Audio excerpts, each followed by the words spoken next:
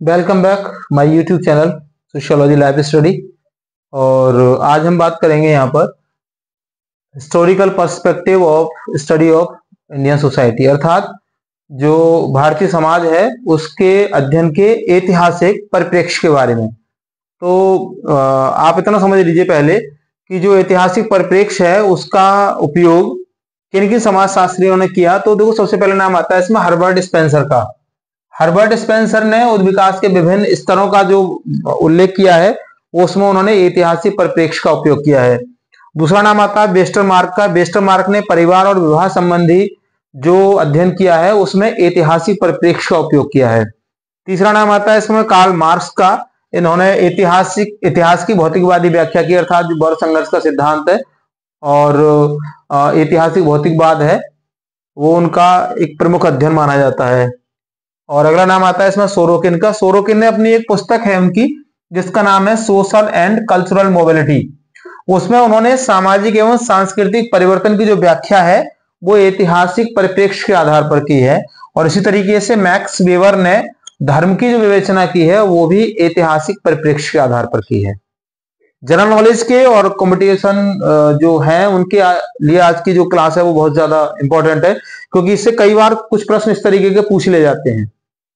जैसे अभी मैंने जो बात की आपसे कि धर्म की विवेचना मैक्स वेबर ने किस परिप्रेक्ष्य के आधार पर की है ना, तो वहां पे आपको दिए होंगे ऑप्शन सारे कि ऐतिहासिक परिप्रेक्ष्य है, संरचनात्मक है, भारत विद्याशास्त्री है, इनमें से कोई नहीं है, एक से अधिक है। इस तरीके के इसमें ऑब्जेक्टिव टाइप जो क्वेश्चन है ना, जो क्वेश्चन है इसमें वो कंपटीशन में आते हैं, तो इसको आप ध्यान रखिएगा।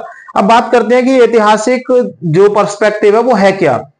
तो आप ये समझिए कि जो भारतीय समाज के अध्ययन का ऐतिहासिक परिप्रेक्ष्य या इसको हिस्टोरिकल पर्सपेक्टिव है वो अतीत की उन दशाओं के अध्ययन पर बल देता है जो परिस्थितियों, भूमिकाओं और स्तरीकरण का निर्धारण करते हैं। अर्थात वो जो इतिहास में मतलब जो पूर्व में जो घटनाएं घटित हो चुकी हैं उनके अध्ययन के आधार पर वो समाज की विवेचना करने का प्रयास करता है। इसको हम ऐतिहासिक परिप्रेक्ष्य कहते हैं। अर्थात जो इतिहास में मतलब पूर्व में, अतीत में जो घटनाएं घटित हो चुकी हैं उन घटनाओं के अध्ययन पर ये ज्यादा बल देता है। तो ये चार मान्यताओं पर आधारित है। सबसे पहले तो इसकी जो पहली मान्यता है वो ये है कि वो पूरी दुनिया में घटित होने वाली घटनाओं को इस अध्ययन में शामिल करता है। मतलब वो ये नहीं मानता कि अगर कोई भी घटना यूरोप में कहीं पर हुई है तो उसका प्रभाव भारतीय समाज पर नहीं पड़ेगा। वो ये जो परिप्रेक्ष्य है वो ये मानता है कि दुनिया में कहीं भी घटित होने वाली घटना का प्रभाव दुनिया के सभी समाजों पर पड़ता है। वो अलग है कि वो कहीं कम होता है, कहीं ज्यादा होता है, अर्थात उसका प्रभाव समान नहीं होता। दूसरी इसकी मान्यता है कि जो औद्योगिक विकास है उस औद्योगिक विकास ने सामाजिक संरचना में परिवर्तन किया है। तीसरी इसकी मान्यता है कि व्यक्तियों और समूहों के व्यवहारों को प्रभावित करने वाली शक्तियों का अध्ययन इस आधार पर किया जा सकता है। और चौथी इसकी मान्यता है कि घटना के बाहरी रूप की अपेक्षा उसके विकास की ऐतिहासिक प्रक्रिया पर ध्यान देना यह आवश्यक मानता है। अर्थात कोई भी घटना जो भी घटी है उसके बाहरी रूप की अपेक्षा उसके विकास की ऐतिहासिक प्रक्रिया पर, अर्थात वो घटना जो आज घटी है ना वो घटना आज की घटना नहीं है। वो क्या मानता है कि उस घटना के पीछे बहुत पहले से एक प्रोसेस चल रहा होता है। तो वो सारे प्रोसेस को जब तक हम नहीं समझेंगे तब तक हम उस घटना को नहीं समझ सकते। विशेष ध्यान से आप इसको समझिए। जो चौथी इसकी मान्यता है कि घटना के बाहरी रूप की अपेक्षा ये उसके विकास की ऐतिहासिक प्रक्रिया पर ध्यान देना आवश्यक मानता है। कोई भी घटना जो समाज में घटती है वो घटना किसी भी त्वरित परिणाम मतलब त्वरित किसी एक्शन का वो परिणाम नहीं होती। क्या है, वो एक लंबा एक प्रोसेस होता है, वो बहुत पीछे से उसकी तैयारी चल रही होती है। कई सारे आप चाहे वो नेशनल मूवमेंट हो, है ना, चाहे वो सोशल जो रिलेशंस है उसमें जो आपका तनाव है या सामाजिक संबंधों का बिखराव है ना, कहीं हिंसा है, कोई अपराध है, बाल अपराध है, श्वेत वसन अपराध है, या किसी भी प्रकार की कोई भी घटना है तो वो किसी भी त्वरित प्रक्रिया का परिणाम नहीं होती, बल्कि क्या है वो एक उसका ना एक हिस्टोरिकल प्रोसेस है, वो बहुत पहले से धीरे धीरे धीरे चली आ रही है और वो एक प्रक्रिया के रूप में आपके सामने आ गई, एक घटना के रूप में सॉरी आपके सामने आ गई।